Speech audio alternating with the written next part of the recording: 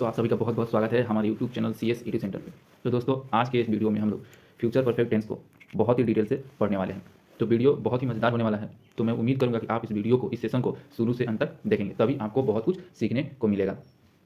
तो चलिए वीडियो को बिना समय व्यर्थ किए शुरू करते हैं। तो चलिए समझते हैं कि फ्यूचर परफेक्ट टेंस होता क्या है। तो दोस्तों फ्यूचर परफेक्ट टेंस को हम लोग हिंदी में पूर्ण भविष्यकाल कहते हैं, है ना। इससे यह हमें पता चलता है कि कोई भी काम भविष्य में क्या होगा, एक निश्चित समय में खत्म हो जाने का बोध होगा। यानी हम कह सकते हैं कि इस टेंस में हमें यह पता चलता है कि कोई भी काम भविष्य में क्या होगा, एक निश्चित समय में खत्म हो चुका होगा। इस टेंस में आप देखते हैं कि वाक्य के अंत में आपको चुकेगा, चुकेगी, चुकेंगे और चुकूगा ऐसे शब्द क्या होते हैं, नजर आते हैं। तो आप समझ जाते हैं कि कौन सा टेंस है। तो ये आपका फ्यूचर परफेक्ट टेंस है। जैसे एग्जांपल में कहूँगा, मैं खा चुका हूँगा, आप लोग पढ़ चुके होंगे, सीता जा चुकी होगी, है ना, मैं हंस चुका होऊंगा, है ना, मैं पढ़ा चुका हूँगा। इन सब से क्या पता चल रहा है, फ्यूचर में यानी भविष्य में हम कोई काम कर चुके होंगे एक निश्चित समय के अंत में। ठीक है। जब हम लोग बात करते हैं अफर्मेटिव सेंटेंसेस की, ठीक है, तो हमने पहले ही हम लोगों ने अभी तक बहुत सारे जो टेंसेस के पार्ट्स हैं वो पढ़ चुके हैं। तो हमें पता चल गया है कि affirmative, negative, interrogative, WH words ये होते क्या हैं। तो हम लोग इसको डायरेक्ट पढ़ने की कोशिश करते हैं। अगर आप हमारे चैनल पर नए हैं और इस वीडियो को नहीं देख रहे हैं तो मैं आपसे रिकमेंड यही करूँगा कि आप पहले उस वीडियो को देखें, फिर इस वीडियो पर आकर देखें, ताकि आपको बहुत बेहतर ढंग से समझ आ सके। तो जब हम लोग अफर्मेटिव सेंटेंसेस की बात करेंगे तो सबसे पहले हम लोग क्या लगाते हैं, सब्जेक्ट लिखते हैं। सब्जेक्ट के बाद सब्जेक्ट के हिसाब से विल हैव और शैल हैव लगाते हैं। हमें पता है कि विल किसके साथ लगता है और शैल किसके साथ लगता है। उसके बाद वर्ब का हम लोग थर्ड फॉर्म लगाते हैं और फिर हम लोग क्या कर देते हैं, अपना ऑब्जेक्ट लिख देते हैं। चलिए एग्जाम्पल के थ्रू देखते हैं। जैसे यहाँ पर देखिए कि मैंने लिखा है कि मैं सो चुका होऊंगा, यानी मैं क्या होगा, भविष्य में सो चुका, यह काम कर चुका होऊंगा। तो सबसे पहले हमने सब्जेक्ट लिखा, तो सब्जेक्ट मेरा आई, उसके आई के साथ हम शैल लगाते हैं, है ना। तो आई शैल हैव और सिर्फ का भीतरी स्लेप्ट, तो आई शैल हैव स्लेप्ट। और एक और बात ध्यान रखिए, जैसे कि हमने पहले भी बोला है कि मॉडर्न इंग्लिश में अब क्या होता है, शैल का यूज ज़्यादातर नहीं होता है। तो आप अगर ग्रामर के हिसाब से करेंगे तो यह बिल्कुल सही है। चलिए नेक्स्ट एग्जाम्पल देखते हैं। देखिए, अगले सोमवार तक मैं इस काम को कर चुका रहूंगा। ठीक है। तो सबसे पहले हमें सब्जेक्ट लिखना है जो कि हमने लिखा, और आई के साथ हमने बताया है कि आई के साथ शैल हैव लगता है। तो हमने क्या बोला, आई शैल हैव, उसके बाद हमने भी3 लगाया, है ना, वर्ब का थर्ड फॉर्म, फिर हमारा जो ऑब्जेक्ट है और हमारा जो टाइम है वो। तो I shall have finish the work by Monday next.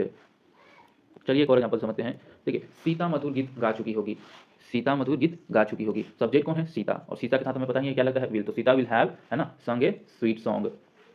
Subject will have, उसके बाद भी3, फिर हमारा जो ऑब्जेक्ट है वो हमने लिख दिया। उसके बाद देखिए कि प्रधानमंत्री नरेंद्र मोदी स्टेज पर भाषण दे चुके होंगे। ठीक है। तो सबसे पहले सब्जेक्ट लिखना है, तो the prime minister Narendra Modi, है ना। उसके बाद हम सब्जेक्ट के हिसाब से विल हैव या शैल हैव लगाएंगे, तो हमने यहाँ पर लगा दिया विल हैव, है ना। भी3 लगाना है तो देना का गिव होता है, तो इसका गिवन हो गया, है ना। उसके बाद हमारा स्पीच ऑन द स्टेज, तो पूरा क्या हो गया, the prime minister Narendra Modi will have given speech on the stage.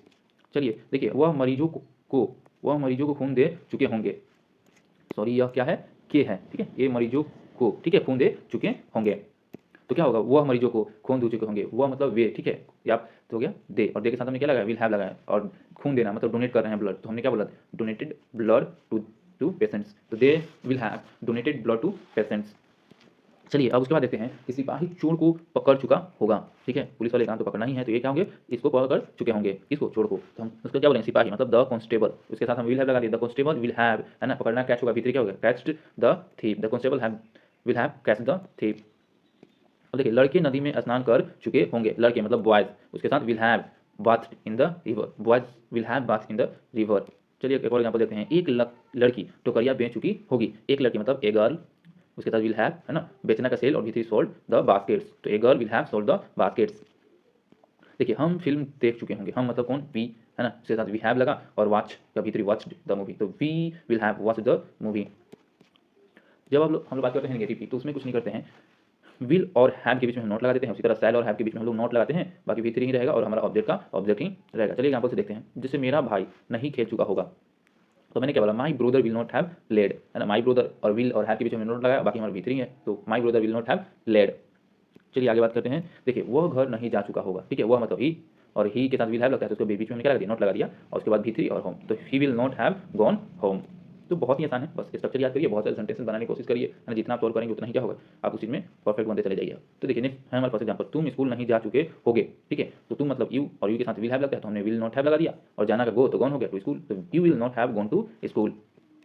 चलिए एक और एग्जांपल देखते हैं कि वह पत्र नहीं लिख चुके होंगे, वह मतलब ही, और ही के साथ विल हैव लगता है, तो हमने क्या लगा दिया, ही विल नॉट हैव, है ना, लिखना का राइट होता है, तो राइट का भी3 क्या होगा, रिटर्न हो गया, letter, he will not have written a letter. चलिए जब हम लोग बात करते हैं इंट्रोगेटिव, और इंट्रोगेटिव में हमने बताया है कि 2 तरह वाले इंट्रोगेटिव, एक वो इंट्रोगेटिव जो किससे शुरू होते हैं, क्या से शुरू होते हैं, किससे,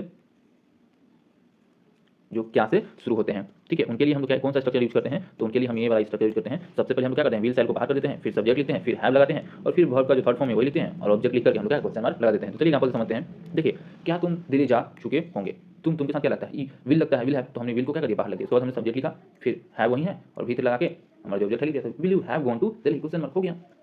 स्ट्रक्चर लीजिए और बार बार प्रैक्टिस करिए और हम लोग जल्द ही बहुत सारे सेंटेंस, मतलब कि हर एक टेंस का 100 प्रैक्टिस सीट का हम लोग एक वीडियो अलग से सीरीज चलाएंगे, जिससे आप बहुत ज़्यादा उस चीज़ को समझने में क्या होगा, बहुत आसानी होगा और आपको मतलब दोबारा पढ़ने की जरूरत ही नहीं पड़ेगी। तो ये हुआ ना हमसे पढ़ने का फायदा। चलिए, तो उसके बाद देखते हैं सेंटेंस।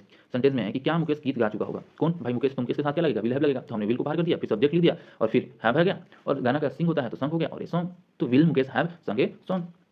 एक और एग्जांपल देखिए, क्या लड़के मैदान में क्रिकेट खेल चुके होंगे, कौन लड़के, तो लड़के मतलब द बॉयज, इनके साथ क्या लगेगा, विल हैव लगेगा, तो विल को हमने बाहर कर दिया, फिर द बॉयज लिखा, फिर हैव है और खेलना प्ले, प्ले का फिर थ्री, उसके बाद क्रिकेट इन द फील्ड, तो will the boys have played cricket in the field. चलिए अब हम लोग डब्ल्यू एच वर्ड वाली का बात करते हैं। तो हमने बताया ये डब्ल्यू एच वर्ड बोले तो वाट, वेयर, हाउ, वेन, है ना, वेयर, ये सब वाले। तो इसके लिए कुछ नहीं करते हैं, सबसे पहले तो हम उनका मीनिंग लिखेंगे यानी डब्ल्यू एच वर्ड, फिर हम लोग विल से लगाएंगे और बाकी जो सेम था वही हम लोग यहाँ पर लिख देते हैं, कोई अंतर नहीं है, बस हम सिर्फ डब्ल्यू एच को लिखेंगे और बाकी सब सेम उसी तरह बता देंगे। चलिए तो देखते हैं, तुम कहाँ रह रहे होंगे, ठीक है, तुम तो कहाँ, सबसे पहले कहाँ का हमने लिखा, वेयर, और बाकी सब देखिए, where will you have lived, अगर आप इसका नेगेटिव बनाते तो यू के बाद नहीं लगा देते, हो गया, where will you have lived. अब देखिए, तुमने अपना गृह कार्य कैसे निपटाया होगा, है ना, तुमने कैसे कैसे क्या होता है, हाउ होता है, हाउ लिख दिए और देखिए उसके बाद हमने विल लिखा, फिर यू लिखा, सब्जेक्ट, फिर हैव, V3 और उसके बाद ऑब्जेक्ट, तो how will you have done your homework. चलिए, तुमने कौन सी फिल्म देखी होगी, तुमने कौन सी फिल्म, कौन सी के लिए हम क्या बोलते हैं, विच फिल्म, है ना, उसके बाद विल, क्योंकि यू के साथ विल होता है और you have watched, which film will you have watched. चलिए तो नेक्स्ट सेंटेंस देखते हैं, जिसमें है कि उस लड़के ने क्या किया होगा, है ना, ठीक है, उस लड़के ने क्या किया होगा, तो क्या क्या होता है, व्हाट लिख दिया, है ना, उसके बाद will that boy have done. बहुत आसान है, बस आपको क्या करना है, प्रैक्टिस करना है, जितना सेंटेंस आपको समझ में आता है, जितना माइंड में आता है, उसको हम कहते हैं ना कि एक सेंटेंस को आप 12 टेंस में कन्वर्ट करने की कोशिश करिए। जैसे मैं खा रहा हूँ, मैं खा रहा था, मैं खा रहा हूँ, मैं पढ़ता हूँ, मैंने पढ़ा, मैं पढ़ रहा हूँ, है ना, इस तरह बहुत सारे सेंटेंस बनाने की कोशिश करिए। अब एक और सेंटेंस यहाँ पर देखिए, उसने उसे क्यों देखा होगा, क्यों देखा होगा, क्यों मतलब वाई, है ना, will he have seen him, why will he have seen him. अच्छी लगी हो तो हमारे चैनल को सब्सक्राइब करना ना भूलें और वीडियो को लाइक करें। अगर आपको कोई भी डाउट है तो कमेंट करके हमसे पूछ सकते हैं। So thanks for watching.